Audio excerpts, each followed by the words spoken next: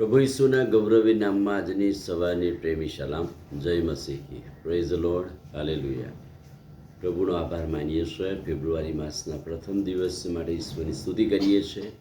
જોતજોતામાં જાન્યુઆરી માસ પૂરો થયો અને હવે પ્રભુએ એક નવો માસ, નવી કૃપા પ્રભુએ આપણા જીવનમાં આપી છે.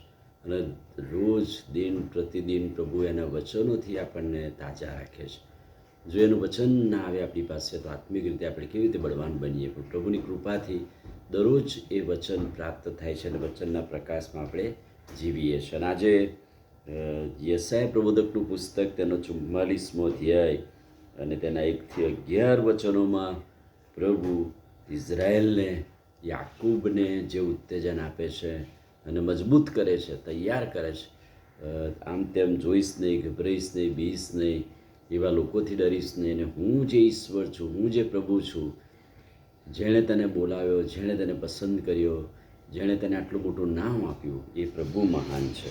અને એટલે ત્યાં પ્રભુનું વચન 44મો અધ્યાય, યશાયા પ્રબોધકનું પુસ્તક 44મો અધ્યાય અને તેનું બીજું વચન, હે મારા સેવક યાકૂબ, મારા પસંદ કરેલા યશરૂન, તું બીસમાં. મારા યાકૂબ, મારા પસંદ કરેલી પ્રજા, તમે બીસો નહીં, ગભરાશો નહીં. કેમ કે હું એ યહોવા છું અને બીજું કોઈ નામ પૃથ્વી પર નથી. અને મેં તને યાકૂબ નામ આપ્યું અને તે યહોવાને અર્થે એવી છાપ, ઇઝરાયલની અટક એવી છાપ આપી છે.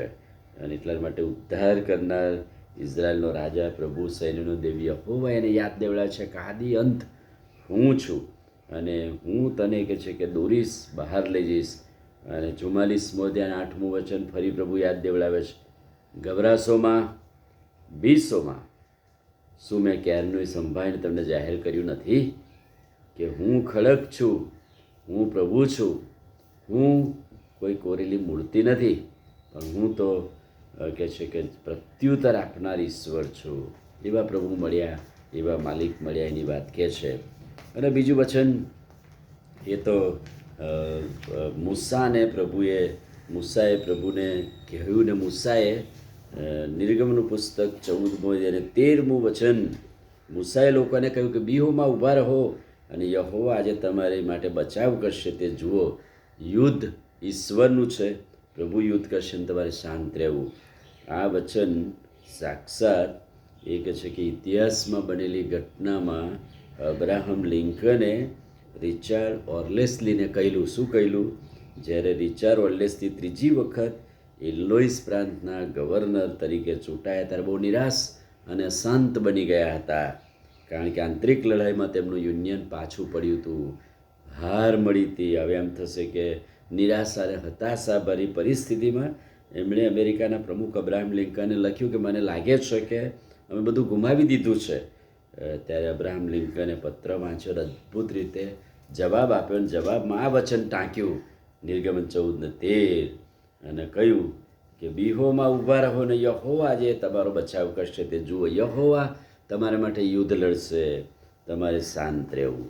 કેટલું સરસ અદ્ભુત વચન કે જે વચન ઇતિહાસમાં પણ અબ્રાહમ લિંકને પ્રભુના વચનોથી રિચાર્ડ ઓર્લેસલીને ઉત્તેજન આપ્યું. અને આજે સવારે આવા અદ્ભુતના જે વચનો એ આપણને પણ વ્યક્તિગત જીવનમાં ઉત્તેજન આપે છે. આમીન. પ્રાર્થના કરીએ. પ્રભુ, આજના તમારા અદ્ભુત અજાયબ વચન માટે આભાર, ખાતરીદાયક વચન માટે આભાર. વચનના પ્રકાશમાં અમને દોરો. આજનો દિવસ આશીર્વાદિત કરો. આજથી શરૂ થનાર નવા મહિનામાં પણ અમારી મદદ કરજો, સહાય કરજો, કૃપા આપજો. પ્રભુ ઈસુના નામમાં પ્રાર્થીએ છીએ, સાંભળો ને માન્ય કરો. આમીન. God bless you.